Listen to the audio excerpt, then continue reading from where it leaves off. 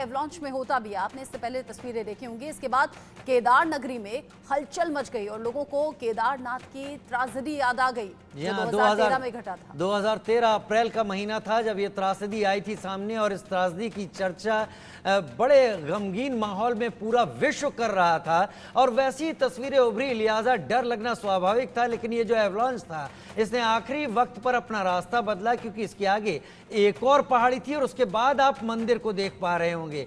तो एक लंबा रास्ता था। हालांकि हालात जरूर बदल गए लेकिन डर खत्म नहीं हुआ है। काफी देर तक ये एवलॉन्च आता रहा। हालांकि इस पहाड़ी पर एवलॉन्च आना कोई नई बात नहीं है। यहाँ समय समय पर एवलॉन्च आते रहते हैं। हालांकि इस एवलॉन्च में कोई नुकसान नहीं हुआ। जैसा भी राजीव ने बताया कि एवलॉन्च आता हुआ दिखा, लेकिन एंड मोमेंट पर उसने अपनी दिशा बदली, लेकिन लोगों में हलचल जरूर देखी गई।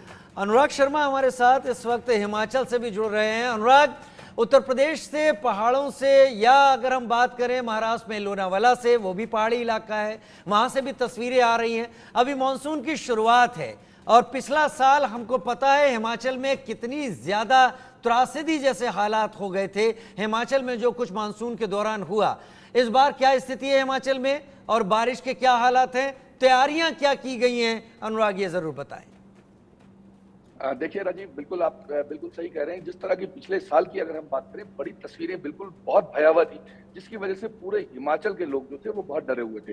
परंतु जिस हिसाब से अभी मानसून की एंट्री हुई है वो काफी इस बार जो है वो कमजोर दिखने को मिला है। हिमाचल में पूरे अगर हम ओवरऑल बात करें 32% से कम जो है वो बारिश हुई है। परंतु दो स्थान ऐसे रहे हैं हिमाचल में, जो सोलन और शिमला, ये दो स्टेशन ऐसे हैं जिसमें बारिश जो है वो ज्यादा हुई है। लगभग 63% से ज्यादा जो है वो बारिश हुई है। और आपको याद होगा कि सोलन में पिछले साल भी बहुत ज्यादा जो है वो नुकसान हुआ था। बहुत सी जगहें बैठ गई थी, मलबा बहुत सड़कों पर टिक गया था।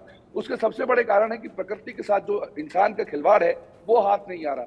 उसकी वजह से बहुत ज्यादा जो नुकसान है हिमाचल में हमें देखने को मिला। क्योंकि अगर हम बात करें पूरे इलाके की, अगर हम चंडीगढ़ से मनाली और शिमला की उधर की बात करें, तो उस रोड पे भी सबसे ज्यादा नेशनल हाईवे की वजह से कंस्ट्रक्शन हो रही है, और शिमला से बाईपास जो बन रहे हैं और जितने कंस्ट्रक्शन हो रहे हैं उसकी वजह से बहुत ज्यादा तो लैंडस्लाइड्स की जो खतरे हैं वो सबसे ज्यादा हैं। अलग अलग है और उन परेशानियों की वजह भी अलग अलग नजर आ रही है। लेकिन प्रकृति जिस पर किसी का जोर नहीं है, बस हाथों में हमारे ये है कि सावधानी हम बरते हैं अपने और अपने परिवार की सुरक्षा के लिए। आप सभी का बहुत शुक्रिया इन सभी खबरों पर अपडेट हमारे दर्शकों